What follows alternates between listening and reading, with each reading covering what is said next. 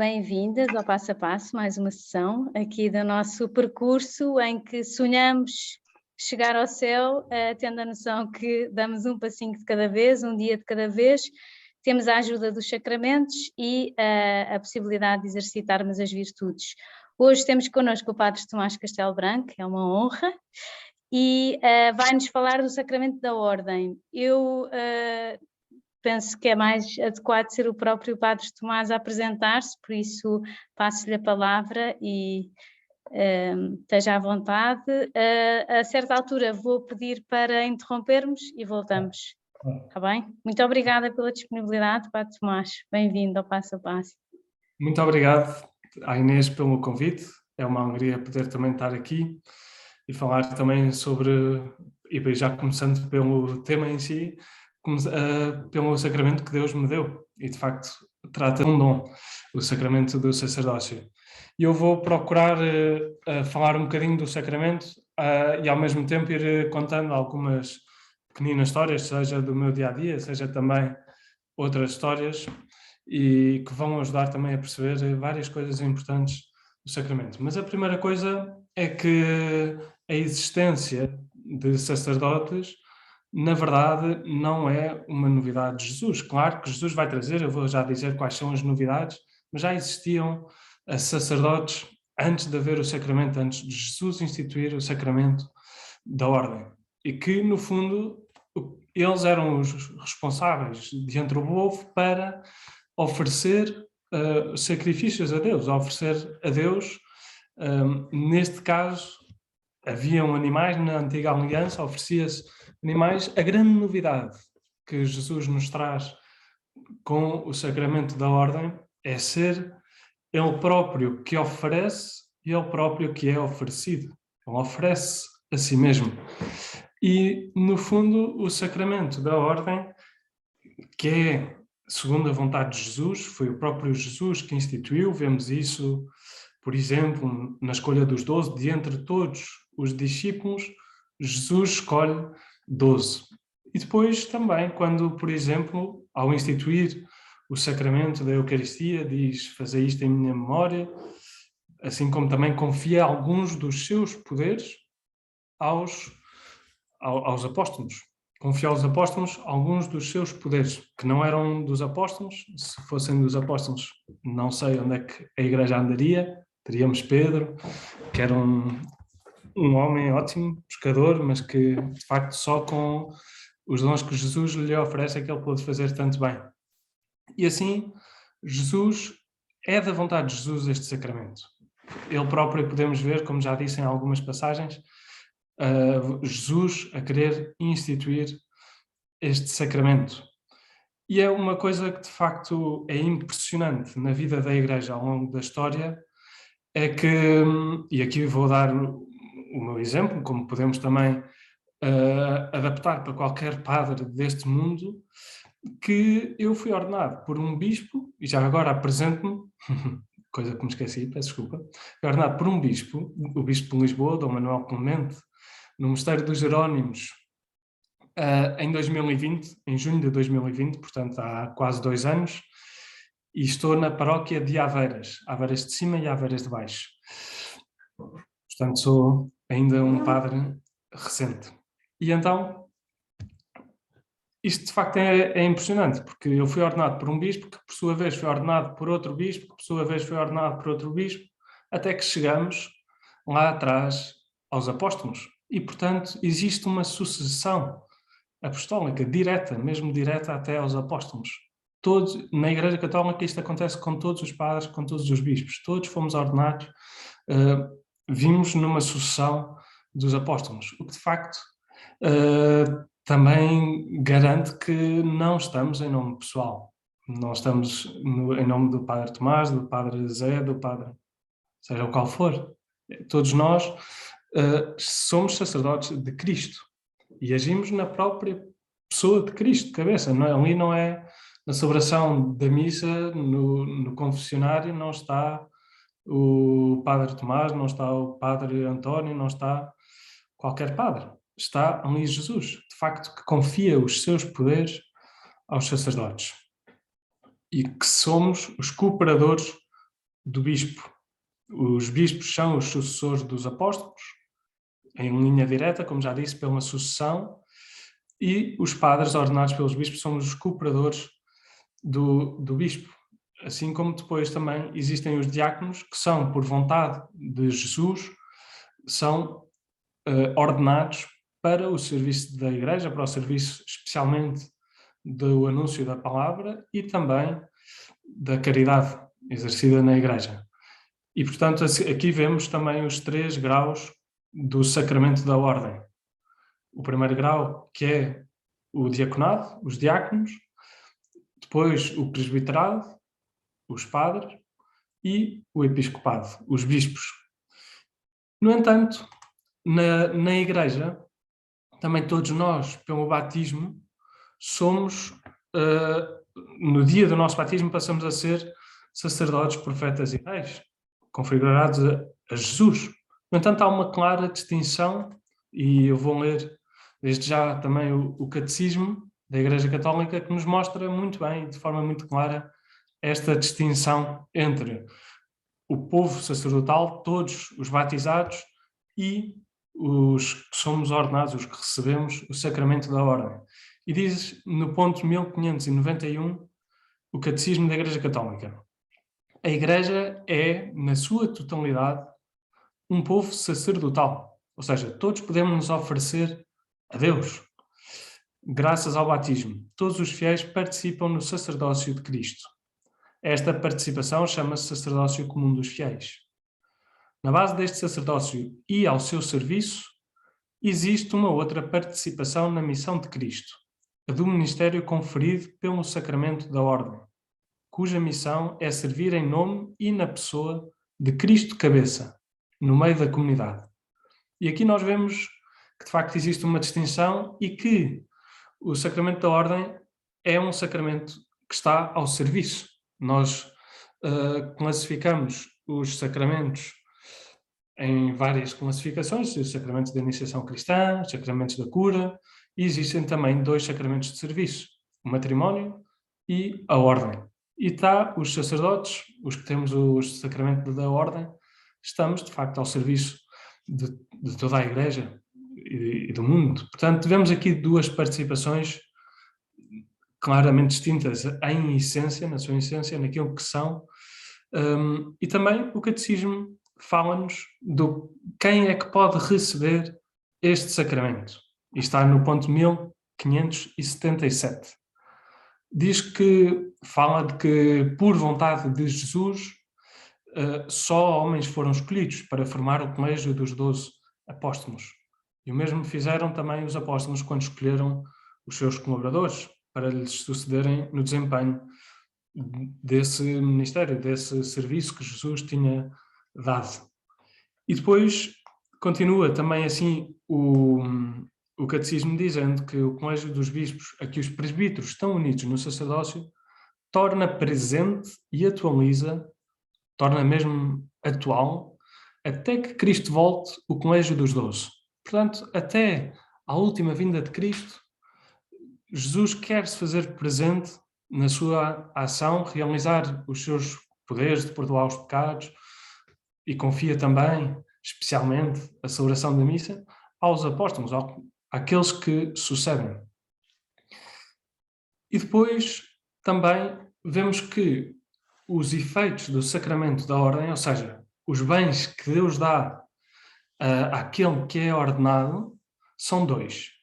Um é o facto de ter um chamado caráter indelével, ou seja, imprime um selo que já não pode ser tirado. Eu mesmo que abandono o ministério, mesmo que algum padre, que nós sabemos que existe, abandone o ministério, vou dizer assim, não deixa de ser sacerdote, de tal forma que até pode, como já vou contar uma história, confessar. Pode até confessar tão validamente quanto eu. E também, na graça, dá também a graça do Espírito Santo. Infunde o Espírito Santo, que no fundo é configurar com Cristo sacerdote, com Cristo pastor, com Cristo mestre, que ensina, e aqui temos um dos temas que estava no cartaz, o Mundo de ensinar, ou seja, a capacidade de ensinar para aquele que é ordenado. E agora, de facto, existe uma história muito impressionante que se passou em Roma, com um padre que estava a andar na rua e vê à porta de uma igreja um sem-abrigo e reconhece, não faz ideia, não se recorda bem de onde, mas reconhece a cara daquele sem-abrigo, não lhe é estranha, ele já o conhecia de algum lado. E então, esse padre, ao passar, para e pergunta ao sem-abrigo: olha, eu estou a reconhecer-te de algum lado, mas de onde é que nós nos conhecemos? Não me recordo. E então, o sem-abrigo diz-lhe: olha, fomos ordenados juntos. Fomos ordenados padres juntos. E é impressionante, porque depois este padre ia ter uma audiência com o Papa João Paulo II, ia jantar com o Papa João Paulo II, e perguntou ao Santo Padre se podiam levar este convidado, este padre, que já tinha abandonado o ministério, que já não exercia, já não celebrava a missa, já não se confessava, e assim foi. E o Papa deu-lhe, São João Paulo II deu-lhe o seu próprio lugar, no jantar até, aquele lugar de destaque. E a seguir, ao jantar, ele pede para ficar a sós com ele, o Papa, e o Papa diz-lhe: olha, agora confessa-me, se faz favor. E ele diz: Santo Padre, mas eu abandonei o ministério. E o Papa diz-lhe: mas olha, quem tem autoridade para te voltar a dar essa faculdade de poderes confessar sou eu, não é? E então, assim foi. O Papa confessou-se. E, de facto, mostra, de facto, de forma muito bonita que o sacerdote é sacerdote para sempre, é sacerdote para a eternidade. E de facto, não é em virtude, nós não somos padres, isto para entrar no facto do sacerdócio ser um dom de Deus, não é por mérito nosso, não é por sermos espetaculares e muito bons que somos ordenados padres. Não, é por vontade de Jesus, é um dom e mistério. O Papa João Paulo II tem um livro que está publicado em português e que conta a sua vocação sacerdotal, que se chama mesmo assim, Dom e Mistério. E, de facto, é um dom de Deus, não é por mérito nosso. São Paulo diz que ele é como um tesouro, ele leva um tesouro em vasos de barro. É mesmo assim. O sacerdote leva um tesouro em vasos de barro. E Deus, de facto, não escolhe os capacitados, capacita aqueles que escolhe. E o poder que o padre tem não é um poder seu, é um poder de Deus, que lá está, como eu disse, ao serviço. E houve uma altura, de facto, no meu tempo de seminário, no 4º ano do seminário, em que, a certa altura, perguntava a Nosso Senhor: porquê eu? Porquê eu? Quer dizer, tanta coisa aqui não tão boa, porquê?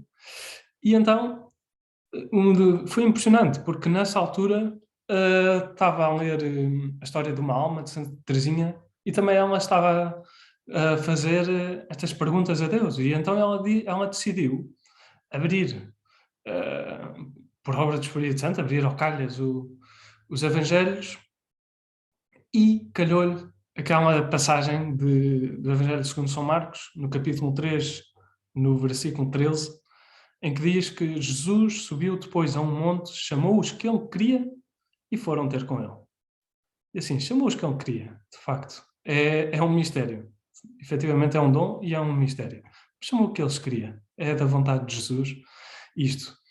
E não há dúvida de que, se por um lado o poder é de Jesus, também a santidade dos sacerdotes, a nossa santidade, ajuda muitíssimo. É um testemunho muito grande. E também disse, quando eu cheguei, Inês disse que se reconhecia que eu era padre. E há uma história muito, muito bonita, de facto, de como também ajuda para estar ao serviço, isto, não só do reconhecimento dos padres, que havia um ator, Alec Guinness, quem viu há muitos anos o Star Wars, se não me engano, era o ator que fazia de Obi-Wan Kenobi, e ele era anglicano, e era um anglicano não praticante, depois até se tornou agnóstico. E então ele estava a gravar um filme, estava a fazer da personagem do Father Brown, um padre detetive, das obras do Chesterton. E ele decidiu, depois de ter acabado de filmar, estava vestido de batina, ter acabado, decidiu, olha, é tão curto o caminho, vou agora até ao hotel, assim vestido, não vai acontecer nada de extraordinário.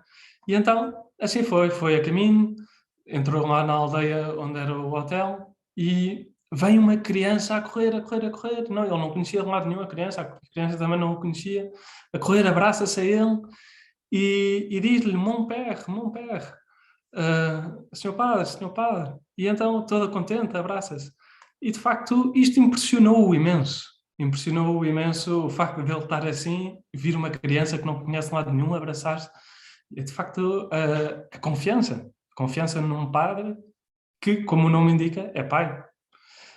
E então, isto mostra-nos, de facto, um exemplo muito bonito, que até contribuiu muito para a conversão dele. Ele depois converteu-se ao catolicismo. No entanto, nós vemos, basta ligar as notícias, nós vemos que nem sempre é assim, que pode haver algum escândalo público e, portanto, isto mostra, de facto, como é importante rezar também pelos padres. É importante rezar muito pelos padres, pela santidade, como eu disse, e vou começar a falar agora disso. A santidade dos padres é tão importante e ajuda muito. O Santo Curadars dizia que um padre que é santo leva muitos para o céu. Um padre que não é santo leva muitos para o inferno.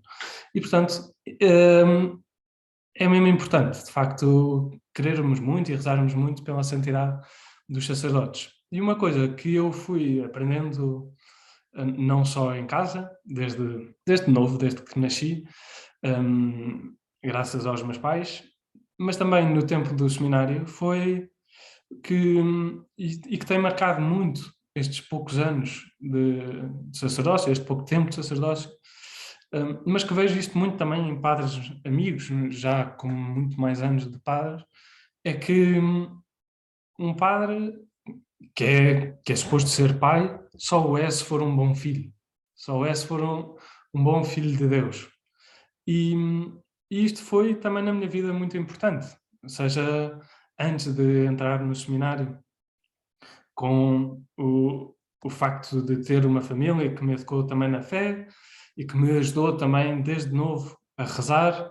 Lembro-me bem de rezar em casa com os meus pais, e isso de irmos todos à missa. Depois também estive nas equipas de jovens de Nossa Senhora, e houve uma vez que o meu irmão foi a uma peregrinação das equipas, que eu não pude ir, uma peregrinação a Fátima, e que veio de lá todo contente, que tinham rezado o terço todos os dias, e eu, pronto, ok, estás contente com isso, muito bem. Dizia-lhe eu na altura, mas pronto. E então, de facto, depois ele lá me apresentou, o padre que acompanhou a peregrinação, e eu comecei a ir a comunitar, conheci esse padre, almocei várias vezes com ele, e comecei a ir à paróquia de São Nicolau, onde depois ele veio se tornar também o meu diretor espiritual.